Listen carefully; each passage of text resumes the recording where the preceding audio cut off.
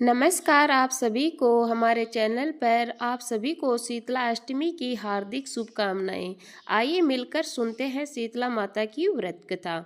एक बार की बात है, शीतला माता ने सोचा चलो आज देखती हूँ धरती पर मेरी पूजा कौन करता है, कौन मुझे मानता है।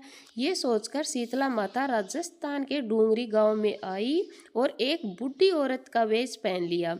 उन्होंने देखा कि इस गांव में मेरा कोई मंदिर नहीं है, ना ही मेरी कोई पूजा करता है। फिर माता शीतला गांव की गलियों में घूम रही थी। तभी एक मकान के ऊपर से किसी ने चावल का उबला हुआ मांड नीचे फेंक दिया। वो उबलता पानी शीतला माता के ऊपर गिरा, जिससे शीतला माता के शरीर पर छाले पड़ गए। शीतला माता के पूरे शरीर में जलन होने लगी। शीतला माता गांव में इधर उधर भागकर चिल्लाने लगी, अरे मैं जल गई हूँ, मेरा शरीर तप रहा है, जल रहा है, कोई मेरी सहायता करो, मदद करो। लेकिन उस गांव में किसी ने माता की सहायता नहीं की। वही अपने घर के बाहर एक कुम्हारन महिला बैठी थी। जब उस कुमारन ने माता शीतला को देखा और कहा, अरे ये बूढ़ी माई तो पूरी जल गई है, इनके शरीर में तपन हो रही है, इनका पूरा शरीर फफोड़े पड़ गए हैं, ये तो तपन सहन नहीं कर पा रही है। तब उस कुमारन ने कहा, माँ आप यहाँ आकर बैठ जाओ, मैं आपके शरीर पर ठंडा पानी डालती हूँ। कुम्हारन ने उस बूढ़ी माई पर खूब ठंडा पानी डाला और कहा, मेरे घर में रात की बनी हुई राबड़ी रखी है, थोड़ा दही भी है, आप दही और राबड़ी खा लो। जब उस बूढ़ी माँ ने वो ठंडी राबड़ी और दही खाया तो उनके शरीर को बहुत ठंडक मिली।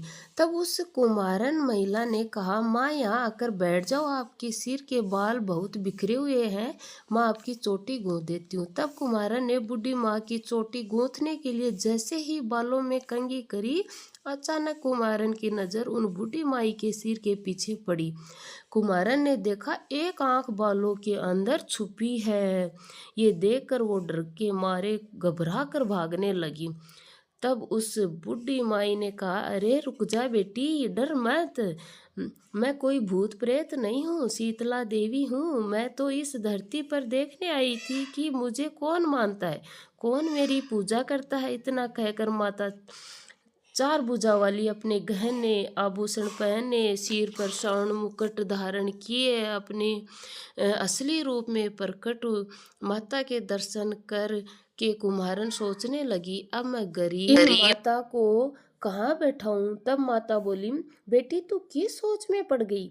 तब उस कुमारन ने हाथ जोड़कर आंखों में आंसू बहते हुए कहा, माँ मेरे घर में चारों तरफ दरिद्रता बिखरी हुई है, मैं आपको कहाँ बैठाऊं। मेरे घर में ना तो चौकी है, ना ही कोई आसन है। तब माता शीतला ने प्रसन्न होकर उस कुमारन के घर खड़े हुए गद्दे पर बैठकर एक हाथ में झाड़ू दूसरे हाथ में डलिया लेकर उस कुम्हारन के घर की दरिद्रता को झाड़कर डलिया में डालकर फेंक दिया। कुम्हारन का घर साफ कर दिया और कुमारन ने से कहा, बेटी मैं तेरी सच्ची भक्ति से प्रसन्न हूँ, अब तुझे जो चाहिए मुझसे ले ले। जो भी आपको चाहिए वो मुझसे मांग सकती है, मैं आपकी इच्छा पूरी करूँगी। तब कुमारन ने हाथ जोड़कर कहा, हे माता, मेरी इच्छा है कि अब आप इस डूंगरी गांव में स्थापित होकर यहीं निवास करें और जिस प्रकार आपने मेरे घर की दरिद्रता को अपने झाड़ू से साफ किया, ऐसे ही आपको जो भी भगत होली के बाद की सप्तमी को भक्ति भाव से पूजा करके अष्टमी के दिन आपको ठंडा दही जल बासी ठंडा भोजन चढ़ाए, आप उसकी घर की दरिद्रता को दूर कर देना। आपकी पूजा करने वाली महिला का अखंड सुहाग रखना, उसकी गोद हमेशा भरी रखना। साथ ही जो पुरुष शीतला अष्टमी को नाई से बाल ना कटवाए, धोबी को कपड़े धुलने को ना दे और पुरुष भी आप पर ठंडा जल चढ़ाकर ठंडा बासी भोजन चढ़ाए,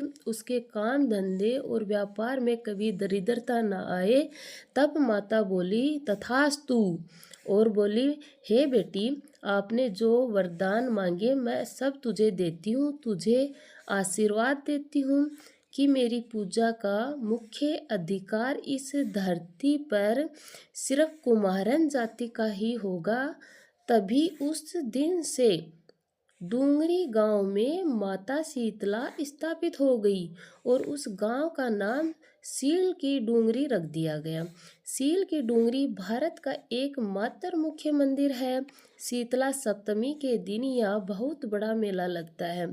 बोलो शीतला माता की जय। आप सभी पर माता शीतला की कृपा हमेशा बनी रहे। तो ये थी शीतला माता अष्टमी की व्रत कथा। आपको कैसी लगी कमेंट करके ज़रूर बताना। वीडियो को शेयर करना, लाइक एंड सब्सक्राइब करना। Happy Sheetala Ashtami. Bye bye. Thank you.